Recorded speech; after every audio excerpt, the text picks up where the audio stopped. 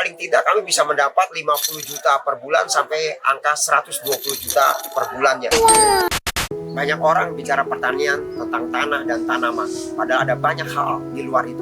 Ada perubahan lingkungan yang dihasilkan.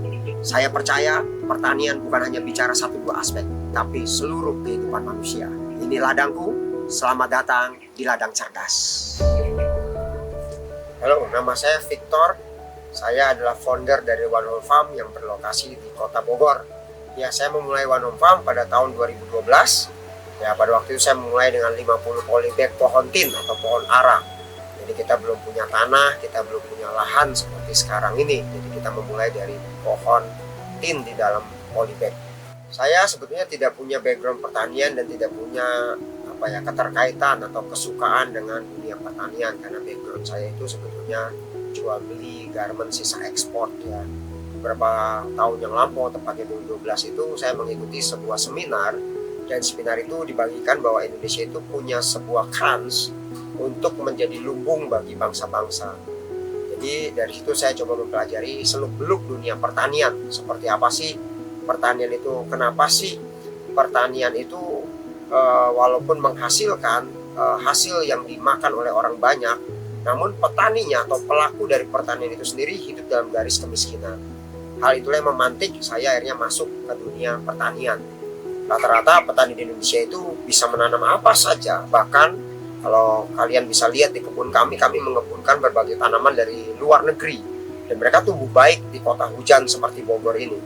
Namun permasalahan utama adalah petani itu tidak bisa menjual. Ya, kemana kita menjual? Dan sekalipun kita bisa menjual, seringkali itu hanya pada pihak ketiga yang membayar rendah.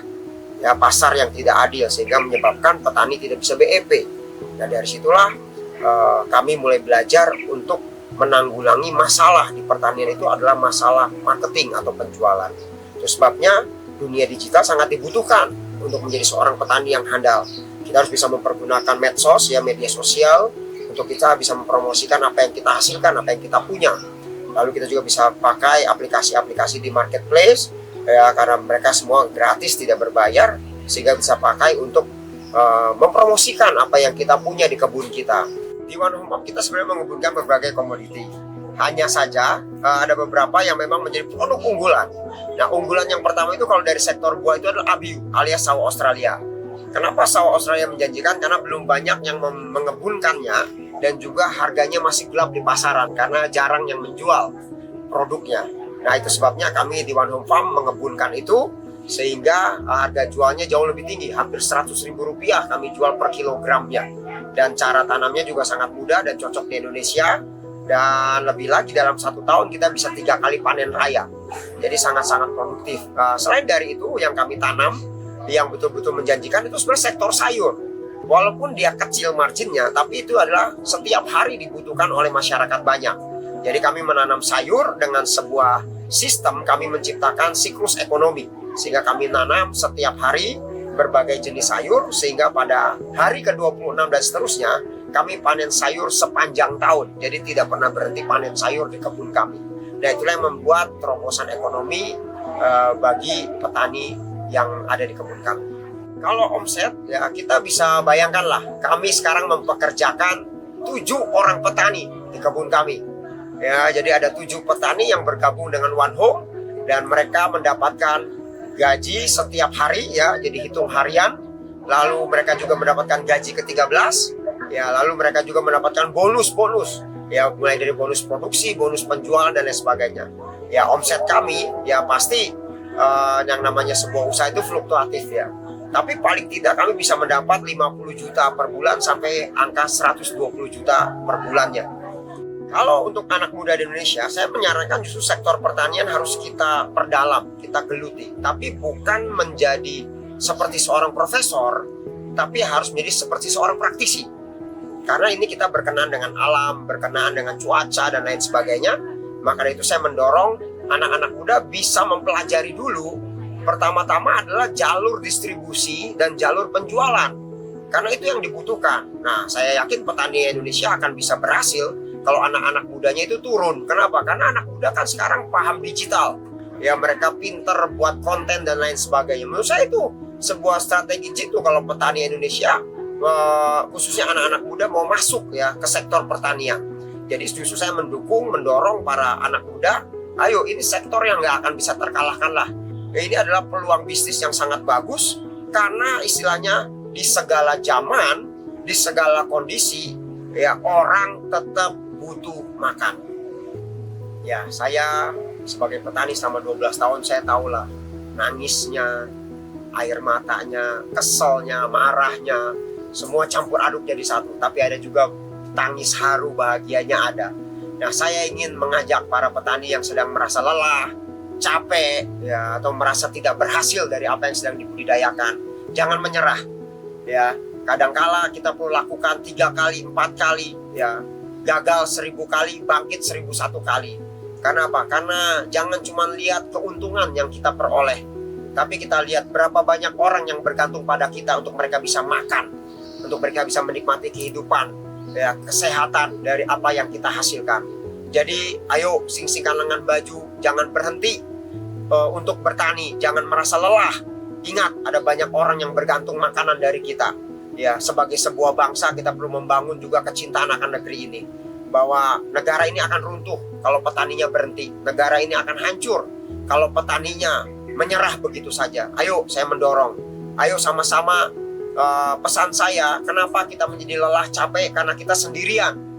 Ya, lalu kita melawan korporasi-korporasi besar yang sudah sistemik di negeri ini, sehingga teman-teman merasa lelah. Tapi ayo kita bergandengan tangan bersama-sama, kita bangun networking para petani, kita bersinergi satu dengan yang lain. Ya, dengan kita bersinergi, berkolaborasi, petani-petani Indonesia bisa bangkit bersama-sama, maju bersama-sama. Jadi saran saya, para petani yang merasa capek, merasa lelah, itu karena engkau sendirian. Ya, jangan merasa sendirian. Saya pun bersama dengan teman-teman petani, kurang lebih 200 petani yang ada sekarang, kami berjejaring, bermitra, ya, saling tukar pikiran, tukar ilmu, sharing, ya, apa yang bisa kita dapat, apa yang bisa kita lakukan, itu yang akan menghentikan kita dari segala kebangkrutan dan menghentikan kita dari perjalanan kita sebagai seorang petani. Jadi saya mendorong, ayo temui petani yang lain, ya, belajar dari satu sama lain, kolaborasikan apa yang kita punya, sinergikan apa yang kita punya, dan jangan sendirian, karena sendirian engkau pasti berhenti. Tapi kalau kita bersama-sama, perjalanan kita bisa makin panjang. Saya ingin mewariskan bagi generasi di Indonesia, ya, warisan saya adalah bahwa petani itu bukan pekerja murahan, bukan pekerja yang hina. Ya, saya seringkali menangis melihat di berbagai sekolah, akademisi, seringkali mereka menganggap petani itu adalah orang bawahan, orang rendahan. Bahkan seringkali di sekolah-sekolah TK, PAUD tidak pernah ditanya siapa yang menjadi petani, tapi mereka selalu bertanya siapa yang menjadi presiden, siapa yang menjadi tentara, siapa yang menjadi polisi, siapa yang menjadi dokter, tapi tidak pernah ditanya siapa yang menjadi petani. Padahal kita tahu bahwa sekali lagi sebuah negara bisa hidup tanpa tentara, polisi, tapi sebuah negara tidak bisa hidup tanpa petani, karena kita butuh makan. Sebetulnya mudah untuk kita bertani, tinggal copy saja apa yang pertanian yang berhasil di kebun orang lain dan kita ambil sebagai sebuah metode di kebun kita.